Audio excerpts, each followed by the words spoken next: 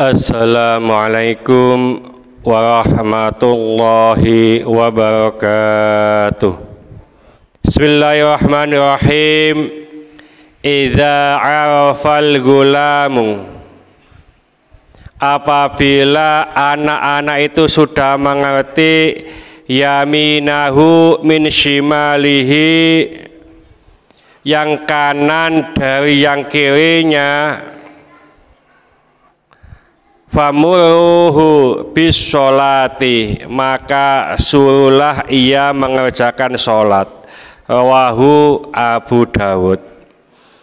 Ini perintah dari Nabi bahwa kita disuruh menyuruh anak kita untuk mengerjakan sholat.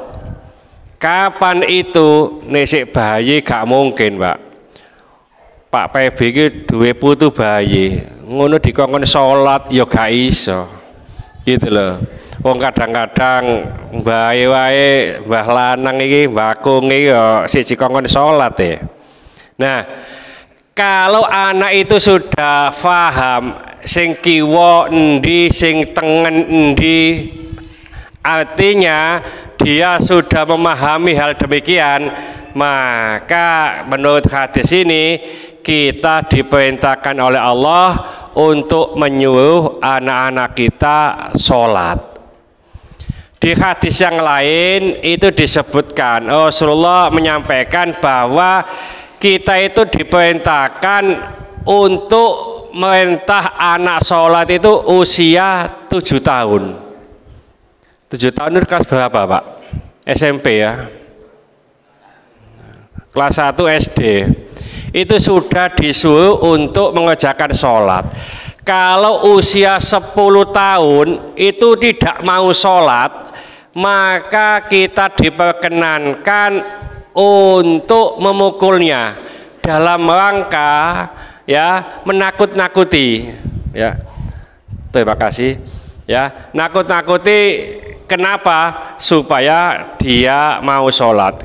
Kita itu ada kesalahan yang fatal, Pak. Kesalahan fatal terhadap anak-anak atau anak-anak kecil. Kadang-kadang orang tua itu nggak paham atau kurang paham. Anak kecil itu ditakut-takuti. Jangan ke tempat gelap itu, ada hantu. Itu pertama. Yang kedua, konek nakal-nakal tak gonang Pak Dokter. Ya. Atau begini, sekolah nggak mau nuwakal. Konek nakal-nakal gak gelem sekolah tak pondokno. Anak-anak yang demikian kalau ditakuti ini maka akan terekam dalam pikirannya, makanya tidak berani ke gelap. Ya ada ke gelap dikit gak berani. Contohnya Pak Febi lagi, itu mungkin kecilnya itu ditakut-takuti ya. Atau kalau nakal kamu bawa ke dokter, sampai ke dokter itu tidak berani, Pak ya. Ada orang itu disuntik itu nggak berani ya. Tapi kalau kita sebagai orang tua memberikan pencerahan yang pas, insya Allah tidak ada masalah. Nah, di sini ada kata-kata perintah ya. Nah, para ulama lebih menghaluskan, tidak merintah tapi mengajak ya. Kalau perintah itu beda, Pak ya. Contoh begini, ayo nang masjid. Bapak nopo, ibu nopo, sik tak nutuk non delok sinetron dilu, no, itu perintah ya. Kalau ngajak ayo ke masjid, nah ayo. Kenapa redaksi hadis itu kok perintah? Karena saat itu para sahabat itu sudah melakukan. Nah, kalau sudah melakukan itu memerintahkan, itu pada umumnya banyak yang mengikuti ya. Contoh umpamane ya, jadi ayo kamu harus sholat jamaah, tapi saya ngomongnya nggak tahu sholat jamaah umpamane ya, ini tidak akan mau ya. Jadi oleh karena itu ayo diajak anak ini untuk sholat, utamanya sholat jamaah ke masjid. Ustadz, kalau nanti ke masjid itu kan bikin ramai wae, nah ngono Pak ya.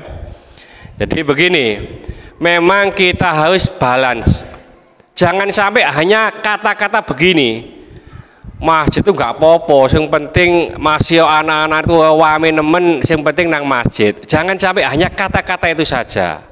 Tapi paling tidak anak itu ada pendampingnya, ya. Jadi anak kecil kan nggak paham, Pak, ngapunten. Terus kedua, kita upayakan, ngapunten lagi, kita upayakan anak-anak kita kalau ke masjid itu suasananya sudah di masjid. Contoh pakaiannya sudah ke masjid. Kamu mau kemana, Nek Le? Masjid, kene pakai takwa kene, begitu. Jangan diupayakan nang masjid kaosan celonoan, nang lapangan kaosan celonoan, dolin kaosan celonoan, podo. Jadi agak dibedakan sehingga suasana dari anak ini, oh ya saya ini mau ke masjid, ini upaya, ya. Jadi tidak hanya dibiarkan semacam itu. Terus kedua, kalau hari Jumat, utamanya hari Jumat, anak-anak kalau ke masjid jangan sampai tidak disangoni, ya. 2.000 mamanya, iki ya sangoni 2.000 untuk apa? Untuk infak, belajar. Pembelajaran ini lebih penting, Pak. Nah, jadi untuk anak-anak, jadi memberi contoh, memerintah, mengajak, ya, ini semuanya kita lakukan terhadap anak-anak kita. Nah, juga tidak kalah pentingnya kalau kita itu tidak bisa barengi nang masjid, itu anak-anak kita remote dari rumah, kita kasih kata-kata, nanti kalau di masjid jangan begini, jangan begini, jangan begini, ya.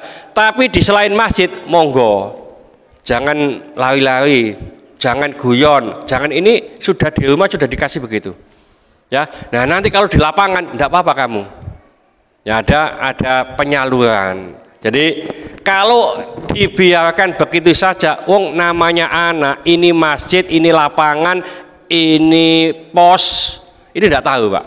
Anak-anak itu begitu.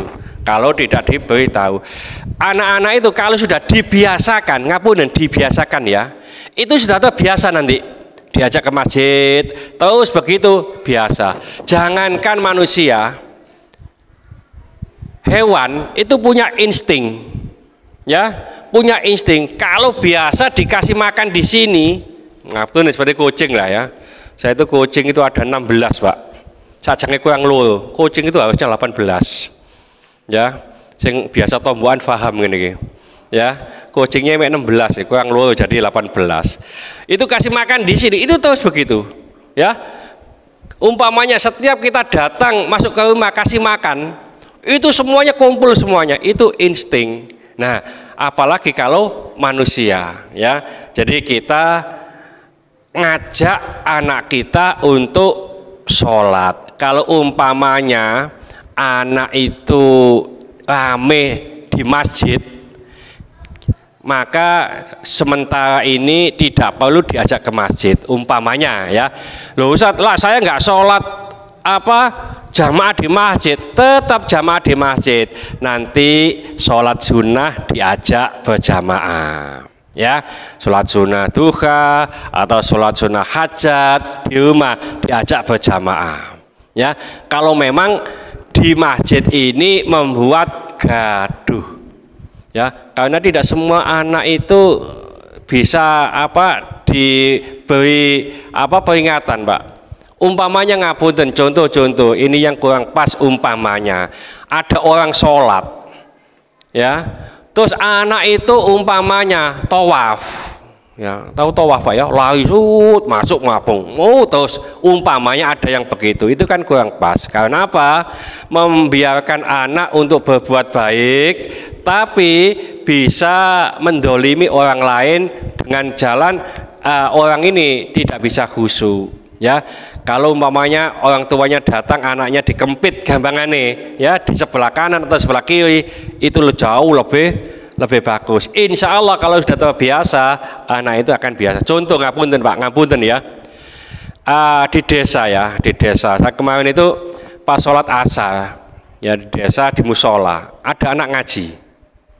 Nah, anak ngaji itu ustadznya itu ngimami sholat asar.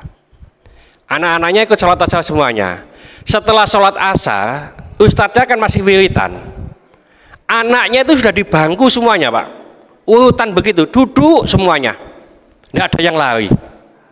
Duduk semuanya.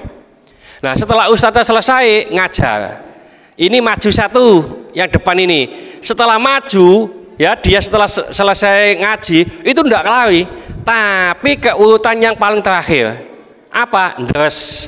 Jadi yang diajarkan tadi dibaca lagi. Itu terus begitu, tidak ada yang guyon. Kenapa? Karena kebiasaan. Hanya kebiasaan begitu saja. Ya, jadi bukan oh ya anaknya tidak nakal-nakal, sama. Anak di sana sama sini itu sama, ya. Nah, dulu memang kita itu ilmunya sedikit tapi adabnya, tata kramanya, akhlaknya besar. Dulu-dulu kita begitu, Pak. Ya. Kita itu dulu yang paling pandai itu kalau khatam Al-Qur'an itu kelas 5, kelas 6. Itu baru khatam Al-Qur'an. Sekarang itu kelas 2, kelas 3 sudah khatam Al-Qur'an. Ya, karena pandai-pandai. Kenapa? Mungkin dulu kita itu minumnya tajin. Tahu tajin, Pak, ya? Ya. Sekarang anak itu minumnya susu. Ya. Jadi umpamanya setelah ASI ada susu sapi. Oleh karena itu nggak salah kalau anak-anak itu tingkahnya seperti sapi, karena susunya susu sapi. Nah, jadi oleh karena itu ayo kita ajak anak ini untuk ke masjid dan dikasih wejangan-wejangan supaya tidak ramai. Ada pertanyaan mungkin. Nah, ini kalau saya lihat ini ada tulisan di sini ya, yang tengah itu. Wa'mur ahlaka bis-sholati wastabir 'alaiha. La nas'aluka rizqa nahnu narzuquka wal aqibatu littaqwa. Ya, jadi tengah-tengah itu wa'mur ahlaka bisolati, ya, perintahkanlah ahlimu, keluargamu untuk mengerjakan sholat, wastabir 'alaiha, ya, dan bersabarlah dalam melaksanakan hak itu, rujuknya ke sholat, ya. La nas'aluka rizqa, ya, kami tidak minta rezeki, ya, kepadamu. Narzuquka wal aqibatu littaqwa, tapi kamilah yang memberikan rezeki dan kesudahan yang terbaik adalah bagi orang yang bertakwa. Artinya apa? Kalau kita mampu untuk mengajak, kalau di situ memerintah keluarga kita untuk sholat, maka rezeki itu akan diberikan Allah kepada kita. Salah satu rezeki diberikan Allah kepada kita itu adalah memerintahkan keluarga kita untuk mengerjakan sholat, dari mulai kecil sampai yang besar. Kadang-kadang kita itu sholat sendirian, tapi keluarga kita biarkan. Ini yang kurang pas, ya. Mudah-mudahan sedikit ini dibarengi hidayah Allah Subhanahu wa taala. Mudah-mudahan segala hajat kita dikabulkan Allah, segala kesulitan kita dibantu oleh Allah. Mudah-mudahan anak-anak kita menjadi anak soleh solehah, taat kepada Allah, patuh dan nurut kepada kedua orang tua. Ya, mengasih keturunan, mudah-mudahan Allah memberikan keturunan yang soleh solehah. Ya, mengasih jodoh, mudah-mudahan Allah memberikan jodoh yang soleh solehah. Mudah-mudahan di antara kita, keluarga kita, handai tolan kita, tetangga-tetangga kita, siapa saja saat ini yang sedang sakit, baik di rumah sakit maupun di kediaman, mudah-mudahan Allah cepat mengangkat penyakitnya, menyembuhkan penyakitnya, dan mudah-mudahan Allah memberikan kesabaran kepada yang sakit, dan dengan kesabaran ini mudah-mudahan Allah mengangkat seluruh dosa-dosanya, dan mudah-mudahan Allah mengampuni dosa-dosanya orang yang mendolimi kita. Al-Fatihah. Bismillahirrahmanirrahim. Wal 'asri innal insana lafi khusrin illa alladziina aamanu wa 'amilus sholihati wa tawassaw bil haqqi wa tawassaw bis sabr. Subhanaka wa bihamdika asyhadu an la ilaha illa anta astaghfiruka wa atubu ilaik. Wassalamualaikum warahmatullahi wabarakatuh.